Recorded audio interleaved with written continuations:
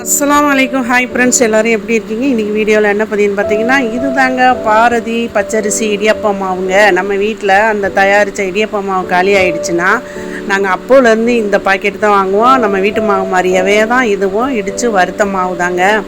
இதை எப்படி வீட்டில் உள்ள மாவை நல்லா கொதிக்க வச்ச மாவை குழைப்போமோ அதே தாங்க, அதே ப்ராசஸ் தான், அதே மாதிரி தான் குழைச்சேன்.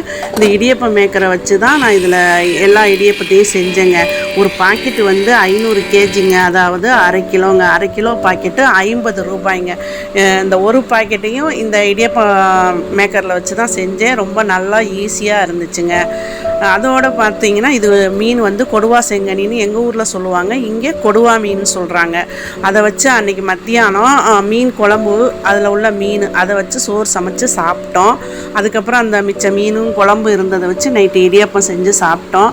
அதுக்கப்புறம் மறுநாள் சாம்பார் வச்சு மீன் பொரித்து சாம்பார் மத்தியானம் சாப்பிட்டோம். அதை ஓப்பன் பண்ணி வீடியோ ஃபோட்டோ எடுக்கலை நான், அந்த நைட்டு எடுத்த ஃபோட்டோ இது.